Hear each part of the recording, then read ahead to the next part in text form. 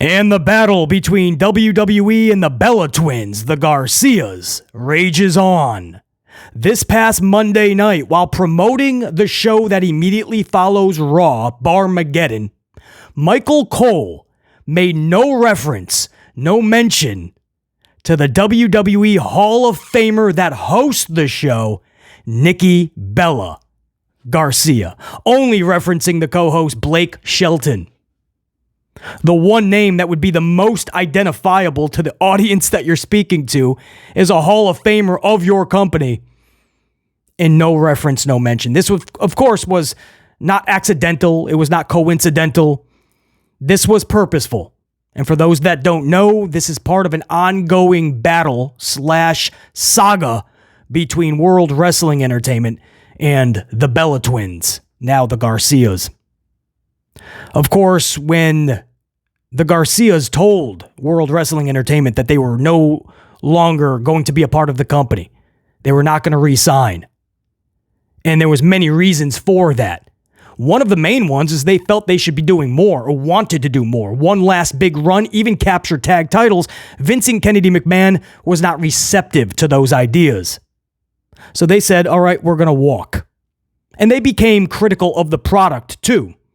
Something this company does not like. When you critique the product, when you try to make it better, or you're just telling the factual truths, this company goes to petty measures you never thought imaginable. And so at that point, the battle was raging on. But recently, Nikki Bella takes you in depth just how volatile this was, even when they were still with the company, when they had just told WWE that they're not going to resign.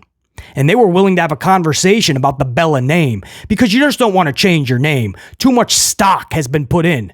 Too much work has been put in to the Bella brand, both for WWE and the Bellas.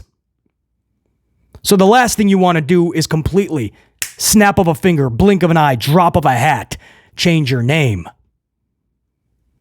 But just a couple of weeks ago, Nikki Bella says this, and I believe this is from the Not Skinny But Not Fat podcast with Amanda Hirsch, I believe is where this credit goes to. But this is a quote from Nikki Bella, and again, this was just a couple weeks ago. Nikki says, there was never even a conversation on our names. I think a lot of us, we just thought maybe there will be a conversation because we have such a huge brand. And we were actually making WWE a lot of money. So we actually thought there was going to be a conversation where they say, okay, you guys aren't re-signing. Let's talk about the name. Maybe when you do future projects, we take a percentage and you get to keep the name. She says, I'll be honest. I got a lawyer letter 4 hours before my contract was ending. They were seizing it all. So Nikki says, I'm going to be honest, right before our contracts expired, 4 hours before, they had a legal letter from WWE saying we're keeping all of it. You're not making a dime off the Bella name. We're seizing all of it. So Nikki says, I keep that letter in my office so I can always see it and just know that as I enter this new chapter, it's like I get to see what wasn't even talked about. Something I helped build for 20 years. But I know that I have the power as a woman to build something else for the next 20 years. It was upsetting because we were attached. But also, I get it. It's a business. Like, hey, this is our platform. I get it. I'm very understanding in that way. That is their IP, intellectual property. But we would have continued to have built that if there was at least just a talk. So the Bellas were saying we had no problem giving you a huge cut of the money we make in the future, just to keep the name. But WWE was so unhappy with them at the time that they wouldn't even talk to them, guys. Not even a discussion. And whether you like the Bellas or not, the Garcias, whether you think they're totally truthful or not, this is a pretty straight up response to a question. This is as honest as it sounds you can get. I mean, she's got it down to the hour. 4 hours before this thing was set to expire, WWE jumped on it and said, oh, by the way, don't think we were going to let this lapse or let it slide by. We're keeping all of it. Could you imagine, no matter what you do going forward, just because you got the Bella name, you have to give it all to WWE? Can't you just work out something? I get it, right? WWE, without WWE in that vehicle, the Bellas wouldn't be the Bellas. I get it. Just like she's saying, they get it. But you did help create this. This was a relationship thing. It takes two to tango, or in this case, three. Nikki, Brie, and WWE. Vincent, Nikki, and Brie. Okay? Takes three to tango. You did build this really cool thing for a couple of decades. You can't be adults and meet in the middle and everybody get a piece of this pie and everybody walk away with a smile. But no, that's not what this company does. So the pettiness continues. They were, of course, forced to change their name. There was no choice. The Garcias had to be born because the Bellas, they were not going to work their asses off the rest of their careers, whatever they decide to do, and give it all to WWE. So they became the Garcias, and WWE, to this day, will not mention them. And that is clear this past Monday. The host of the show is your WWE Hall of Famer, and they ghosted her, complete shaded her, and they talked about country icon Blake Shelton. So that's a story making the rounds today, and a lot of people are wondering why. I hope that gives a little bit of insight, guys. There is a big history now between the two sides, a lot of animosity, and a couple of weeks ago, I don't know why, but this interview didn't really get a lot of traction. But it's very telling about how WWE does business and why the relationship is so broken between the Bellas and WWE, the Garcias. So we wish them all the best. But yes, that was on purpose, guys. I know you're going to probably see some of those headlines. Was this on purpose? Did Michael Cole just make another mistake like forgetting Bob Backlund for the longest title reigns? No. Trust me, Michael Cole is too polished. The dude is too smart. WWE doesn't let any of this slide without purpose. Everything has a reason. And usually it's pretty petty, unfortunately. Moving on. Speaking of Michael Cole, Top Dollar. I don't know what this dude is on. And I would love to get, and maybe I can even put it into the, in post-edit, maybe I can put it up for you guys. But Top Dollar is claiming that Top Dollar is claiming that he was going to have a match with Michael Cole at a premium live event. Now, if I can just touch up on some history between this, guys.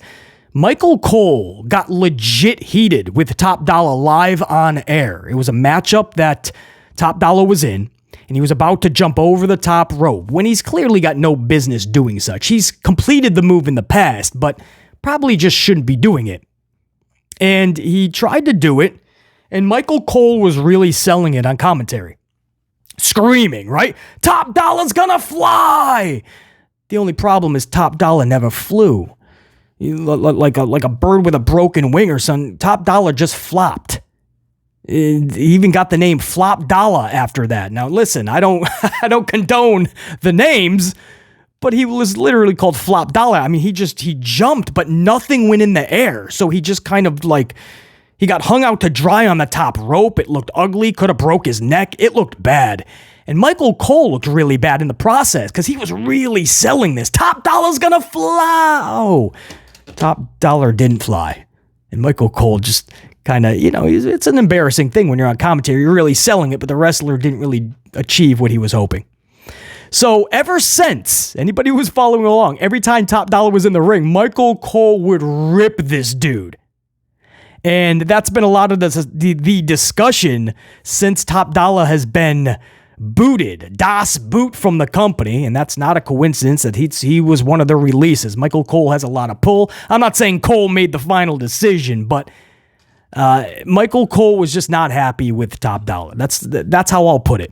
And every week after that incident, Michael Cole made it known he's not a fan of Top Dollar.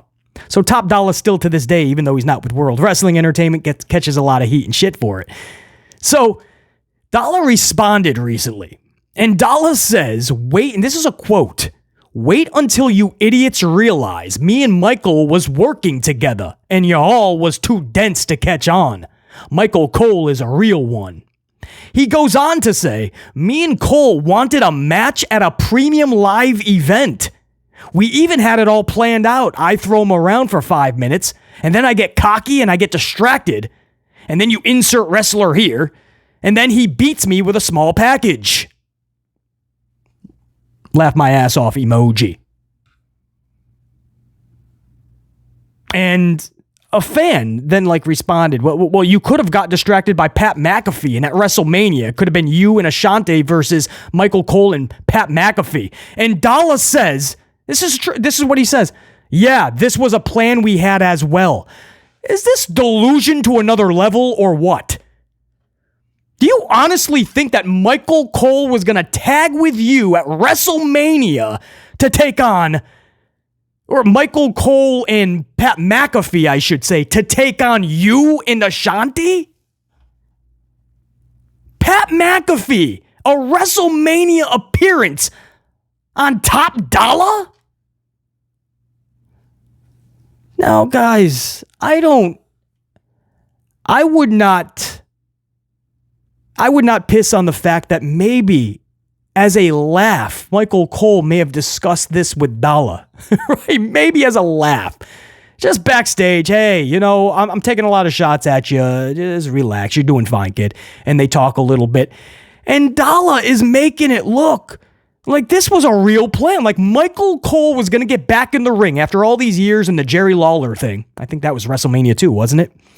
After all this time, it's going to be Top Dollar that gets Michael Cole to wrestle again. There was nowhere near that jockeying for position. He was just making fun of you every week. That's all. It stopped there. If Michael Cole had a funny conversation with you backstage, that doesn't mean it was actually going to happen. This dude is claiming that a premium live event, Michael Cole was going to take on Top Dollar. And he was going to get small packaged by Michael Cole, because that'll really help Top Dollar's stock going forward. Michael Cole was never getting back in the ring at a premium live event. Stop. Michael Cole was never going to wrestle you at WrestleMania. Stop. Oh, man. I get it. You get booted from the company and you feel like you got nothing really left. And you start remembering every little thing and you start exaggerating the story. And you're like, this will be funny to put out there. But come on, man. That's a story that's in the headlines today. I can't make that up, man. And I'll go ahead. I don't have to be privy to any knowledge behind the scenes. I'll go ahead and debunk that for Michael Cole. Moving on, Shinsuke Nakamura once again with a cryptic message on Monday Night Raw. And this is while all of this hype is there for CM Punk. Will he be in Chicago? Will he not? Good chance that he won't be, especially with the word that Randy Orton will be the final participant in the men's, almost said Money in the Bank, War Games match. And that's only if they decide not to do Kevin Owens, right? He got suspended by SmackDown, and maybe he's going to say, well, while I was suspended, I decided to make an extra paycheck. And much respect to Owens. And I'm not saying he doesn't deserve a main event or a War Games match, but if you hype up a surprise and it's just Sami Zayn's tag team partner Kevin Owens from SmackDown now, that's not too much of a captivating surprise.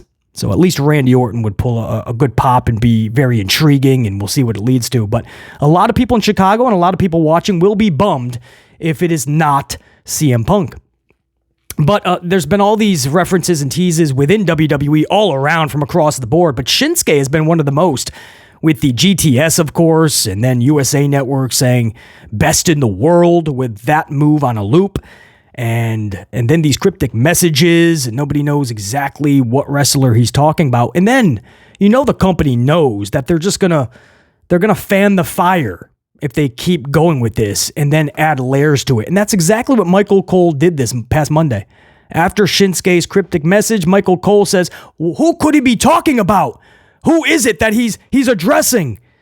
That's just going to fuel the fire. People are going to go, oh man, could it be Punk? So this company knows what they're doing. They're going to sell the pay-per-view on the back of somebody that most likely might not even be there. So The story here, guys, is that from what we are hearing, and it ain't just BC, a lot of reputable people are hearing the same thing. You might have already seen this or will see it over the next 24 hours. There is no discussion at all to bring CM Punk in a program with Shinsuke. So if Punk is going back to WWE, Survivor Series, Rumble, whenever, if it happens, as of now, it is not Shinsuke's person of interest. It is not who Shinsuke is talking about. So if that deflates a lot of people, I hear you. But on the other hand, bringing back Punk, I don't think I would just have him just go into a Shinsuke Nakamura feud and match. That's Bush League. No offense to Nakamura. I love Nakamura. And I love what he's doing, and the booking has been solid as of late, ever since losing back-to-back matches to Sethington. But, huge but, you gotta bring Punk back much more vividly than that. Hugely. That's AEW made that mistake, right? Punk comes back and he just sits in a tag team match, 6-man tag with FTR. What? And then you wonder why ratings just crashed after that. Nobody cares about that. So on the other hand, man, if you're gonna bring back Punk, it wouldn't be with Shinsuke anyway. So that's the big story, guys, is no matter what the teases are going forward, as of now anyway, Shinsuke is not talking about Punk. That's not even being discussed by WWE. The Undertaker, moving on. The Undertaker, very interesting. The Undertaker recently addressed the streak, and he doesn't address it too often. Like he doesn't go into great detail. He knows it's a touchy subject, and everybody's going to feel a different way about it. But he recently said it was a string of luck that it even got as far as it did. The Undertaker said it was actually, more than anything, more than likely supposed to end way before. Guys like Stone Cold and guys like The Rock were supposed to take that spot. It was never supposed to be a streak that it became. Stone Cold's career got cut short, obviously. He called it quits way beforehand, or before a lot of people thought he'd ever call it quits. The Rock became this Hollywood icon much sooner than WWE even thought was imaginable. And before you know it, Undertaker was off to the races. So that was very candid by The Undertaker to say that internally, even after a string of WrestleMania, and even though they made a big deal out of it at first, it wasn't as big backstage. They truly felt that they were going to end it much sooner rather than later. And it just took on a life of its own. And to this day, a lot of people are upset that Brock Lesnar was the one to take or finish that streak, and that it was done at 30 the way that it was done. I have a different take on it. If anybody is interested, I look back at that WrestleMania 30, and I just vividly remember how I felt throughout the entirety of that event. It was one of my favorite WrestleManias of all time. WrestleMania 30, it produced every emotion imaginable within a wrestling fan, or a fan like BC anyway. The start of the night, the nostalgia would just give you goosebumps. Hulk Hogan, Stone Cold Steve Austin, and The Rock in the same ring, sharing a promo, laughs, and beers. Hulk, Rock, Austin to start WrestleMania. The middle of WrestleMania. The streak ends. Complete shock across the wrestling world. You guys still remember the famous faces in the crowd. They're still used in signatures and in posters and you name it. Shock we've never seen or felt before in pro wrestling. And the end of the night of WrestleMania 30, when Daniel Bryan hoisted up those championships. The culmination of a movement we've never before seen in pro wrestling. That yes movement was real. Paul Levesque McMahon and Vincent Kennedy McMahon did not see Daniel Bryan as the guy. Did everything imaginable to stuff him down. And we the fans and Daniel Bryan just never gave up. And at WrestleMania 30, sorry Batista, it was Daniel Bryan hoisting up those championships. Euphoria. And when the night went over, I'll never forget how I felt. Just the nostalgia and the goosebumps to start the night, the shock in the middle of the show, the euphoria at the end of the show, every emotion. I was drained as a fan, and in a good way. Absolutely incredible. So I look back at that and I say it was the perfect time. That's what a complete show looks like. when you can derive every emotion out of your fans. Switching gears to Rey Mysterio. Looks like that Escobar beatdown that Mysterio took was indeed to write Mysterio off. We heard nagging injuries. We didn't know the severity. Looks like he had a complete knee surgery done. Posting a photo and also keeping some kayfabe alive. Speaking of Undertaker, he would appreciate that, as does BC. And he says Escobar will have to pay for that upon his return. We wish Rey Mysterio the very best and a speedy recovery. Not too speedy, get completely healthy. Booyaka, booyaka! We wish the best to Rey Mysterio. In closing, the Collision rating for this week has been announced. Collision this week pulled a 396,000 rating. 396,000. That is up from last week's 366,000. That is clearly a tragic number. Last week, the big excuse was Crown Jewel. Even though they weren't head-to-head, Crown Jewel was on during the afternoon, Saudi Arabia, of course. But they said that it still affects the nighttime shows, so people gave it a pass. So they said this week, he'll be back up, at least bare minimum 450, but more than likely 5+. They didn't get to 396. They only pulled 30,000 viewers more. So can we all just address the elephant in the room and just be honest? Collision and Rampage is too much to go along with the Dynamite and a whole nother brand in ROH. Tony Khan has taken on too much. It's time to trim the fat. Rampage, get it completely off. Take Collision because I like the concept, I like the colors, I like the theming. Put that on Friday nights if you gotta. But take one of them off and start concentrating on the B show, whatever that is. But getting 300,000 for Rampage and another 300,000 for Collision, you can put them together and you don't even equal a Dynamite, which is only pulling in 800,000 every Wednesday. Tony Khan is overexposing his product. I don't care if Warner Discovery tells you they want a show every single night. There's not going to be a show over time because you're destroying your own product. You're overexposing your own product. The saturation of your product is too vivid. Stop. Cut back. ROH, Collision, Rampage, Dynamite. Why? You're a company that's barely 5-6 years old, something like that. Relax. Took Vincent Kennedy years and years to get a SmackDown on top of a Raw. Took him years and years just to get Raw. We used to only have Saturday mornings Superstars of Wrestling. Or The Challenge came after that. Wrestling Challenge. I think that was like Sundays. That came a few years later. And then Raw many years later on Monday nights. And then many years later SmackDown.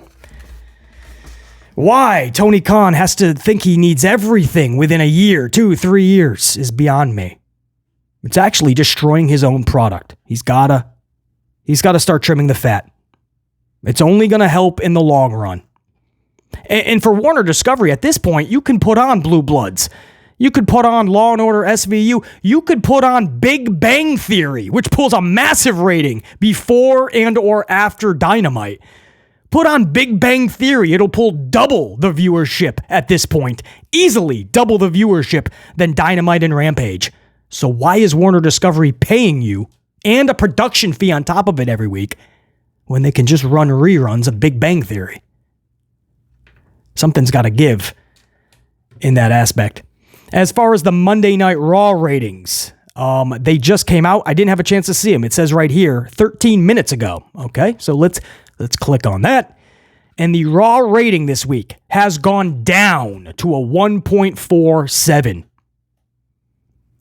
And they didn't even have a massive NFL game. It was the Broncos. If you've been following the Broncos season, it's the Broncos and the Buffalo Bills, which everyone thought was going to be good this year, and they just haven't been.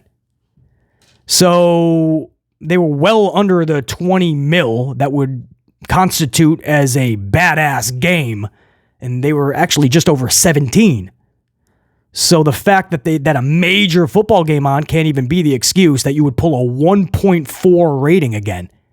Now, if you guys are wondering, the last 2 months, WWE has pulled a 1.6, 1.5, 1.5, 1.4, 1.4, 1.3, 1.5, 1.4. Is that 6 or 7 weeks? That's legit the line. They're averaging a 1.4 rating right now. Might be to 1.3. I'd have to take a look. The numbers have never been this low in WWE history of Monday Night Raw. And I'm not even interested in throwing stones to Levesque McMahon or anything. Name call, none of that. I'm not interested in that. The company needs to find out what is wrong. I mean, with Vincent Kennedy, it was really bad.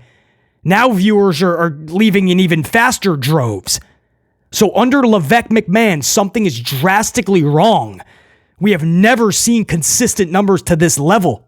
BC told you if this show doesn't correct itself, I've been saying this for years, you're going to wind up with these numbers sooner than later. I even gave you a timetable. Everything I said currently coming true to the exact timetable. I told you guys by 2024, you would be seeing 1.2 ratings. We're on that trajectory. They're already pulling 1.3s and 1.4s consistently. So they went down this week as we get closer to Survivor Series War Games. Couple of good segments too, by the way. The opening and the finish, the cliffhanger with Drew McIntyre, I thoroughly enjoyed that. But as I told you guys a few hours ago, I put up my Raw review. Make sure you check it out. It was one of the best reviews we've ever done on this channel. And they're usually all pretty damn good. I'm a little biased, but this was a really badass review. And I told you guys the whole middle of this show. Whoa. Like it was back to back to back to back to back. Awkward match after awkward match. And the crowd live was out of it. I'll explain exactly what went wrong in that Raw review. Hopefully you guys can check it out if you haven't already. But that's the Raw review, guys. Down from 1.5 last week to a 1.4. So the ratings continue to hit the downward spiral. That's what I got for you. Until next time, and there will be a next time. Top guys, we're out in BC saying check you. Peace.